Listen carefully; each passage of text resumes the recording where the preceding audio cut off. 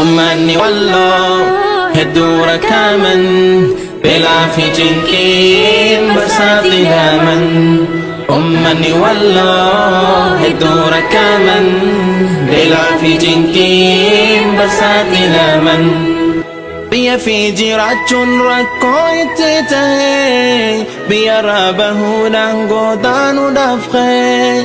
Biyya fi jiraachuun rakkoo itti ta'e biyyarraa bahuudhaan godaanuudhaaf ka'e. Beelaa fi dheeboon lubbuu meeqa bahe, beelaa fi dheeboon lubbuu meeqa bahe. Uummanni walloo hedduu rakkaaman beelaa fi cinqiin barsaaxilaman. Uummanni walloo hedduu rakkaaman beelaa fi cinqiin barsaaxilaman.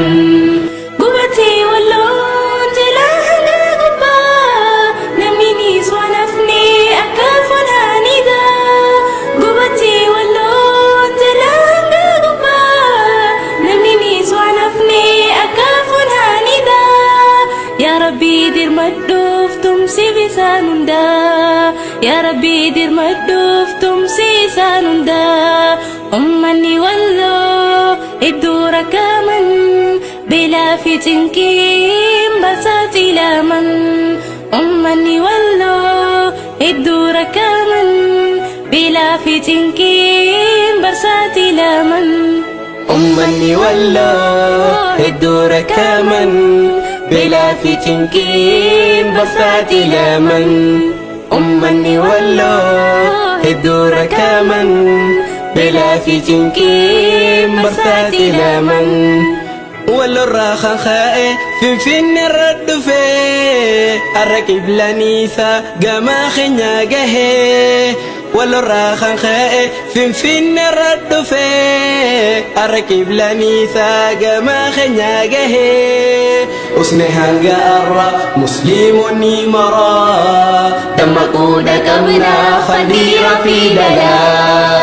Uummanni walloo hedduu rakkaaman beelaa fi cinqiin barsaaxilaman. Uummanni walloo hedduu rakkaaman beelaa fi cinqiin barsaaxilaman. Alaamatul munaafiq, alaamatul munaafiq. Tokko san keessa waada seenee balleessa.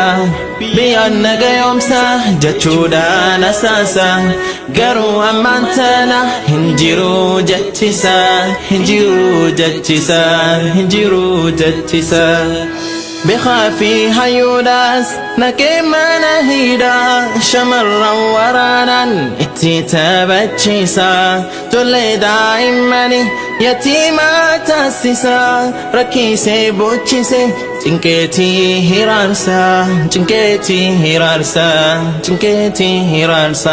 Uummanni walloo hedduu rakkaaman beelaa fi cinqiin barsaaxilaman. Uummanni walloo hedduu rakkaaman beelaa fi cinqiin barsaaxilaman.